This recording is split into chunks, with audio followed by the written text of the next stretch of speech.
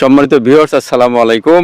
আমি গোবিন্দগঞ্জ উপজেলার অন্তর্গত এবং ডিগ্রি কলেজে বলতে গেলে পূর্ব পাশে আমরা কিন্তু এখানে উপস্থিত আছি। আমার মাহমুদবাগ উচ্চ বিদ্যালয়ের প্রধান শিক্ষক এবং গোবিন্দগঞ্জ শাখার বেসরকারি শিক্ষক কর্মচারী ফোরামের সাধারণ সম্পাদক নজরুল ইসলাম স্যার, এবং সেই সাথে আছে আমাদের শানু দাদা, যিনি এই ডিগ্রি কলেজে অফিস সহকারী হিসেবে কর্মরত রয়েছেন।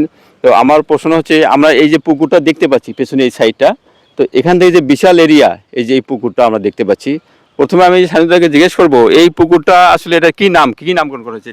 এটা আমরা ছোটবেলা থেকে আমরা যেটা জেনেছি আমার দাদার কাছ থেকে, এটা হচ্ছে রাজাদেরই একটা দুধসাগর নামকরণ একটা পুকুর। এটা এটা ওনাদেরই লোকজনেরা, এখানে রাজাদের লোকজন এসে রানী ওদের যে আরো ওয়ারিশ যারা ছিলেন ওনারা এখানে গোসল করতেন দুধ দিয়ে আচ্ছা, গোসল করতেন এই পুকুরে।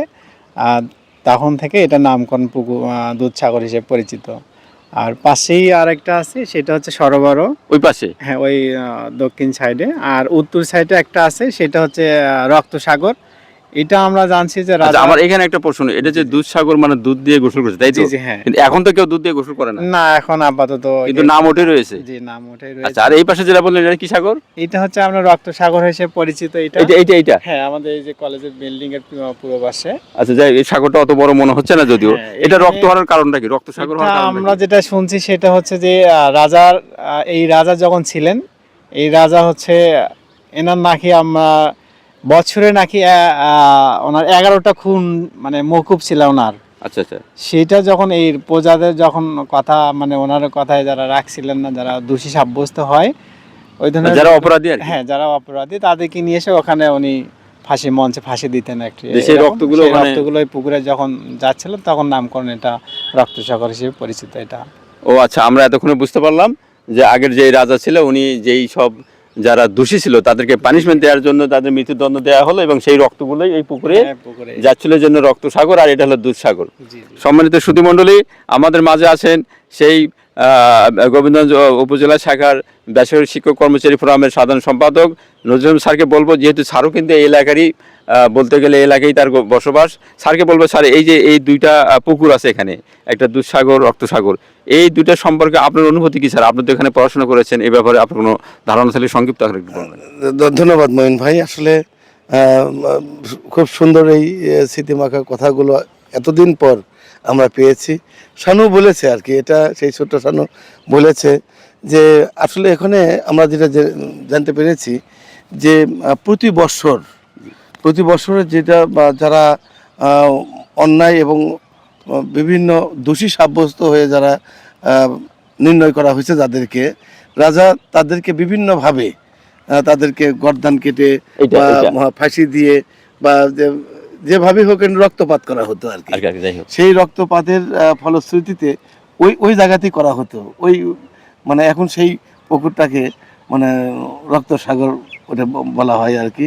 আর আমার পিছন পাশে যেটা দেখতে পাচ্ছেন দুধসাগর, রানী তার মানে দাসীদেরকে নিয়ে অত্যন্ত ফিলিংস করতেন, এবং গোসল করার সময় তিনি দুধ দিয়েই গোসল করতেন আর কি, যেটা আমরা জানতে পেরেছি।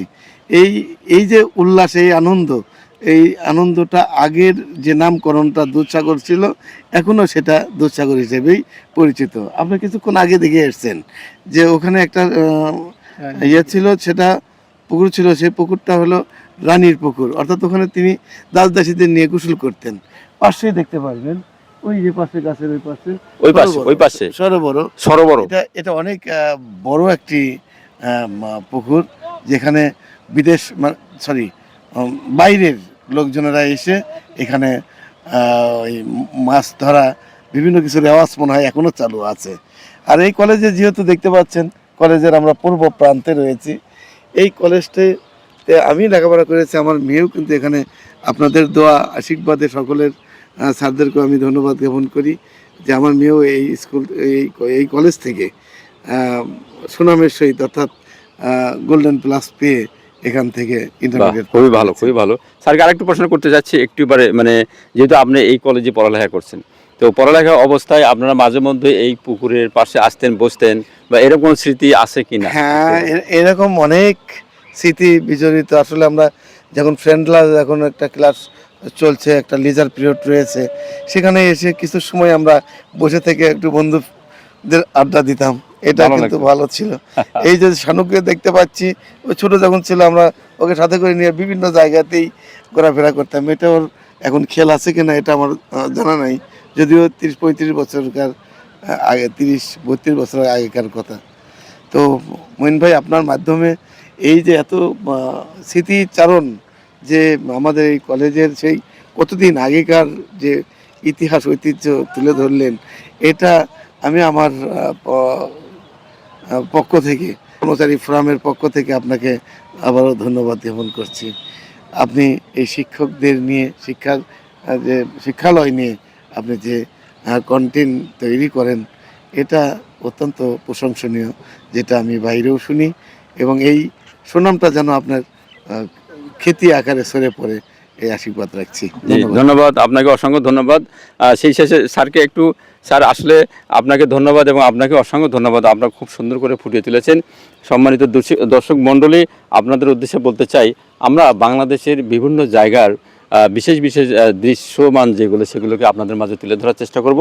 তো আজকে আমাদের সেই দুধসাগর এবং রক্তসাগর, আমরা এটা আপনাদের মাঝে একটু তুলে ধরেছি এবং ফুটিয়ে তোলার চেষ্টা করেছি। যদি আপনাদের ভালো লাগে, অবশ্যই শেয়ারের মাধ্যমে অন্যকে দেখার সুযোগ করে দিবেন এবং একটি গঠনমূলক কমেন্ট করে আমাদের পরবর্তী কোনো ভিডিও বানানোর জন্য উৎসাহিত করবেন, সেই আশাবাদ রেখে আপাতত শেষ করছি। এরপরে আমরা যাব অন্য কোনো ভিডিওতে। সবাই ভালো থাকবেন। আসসালামু আলাইকুম রহমতুল্লাহি ওয়া বারাকাতুহু।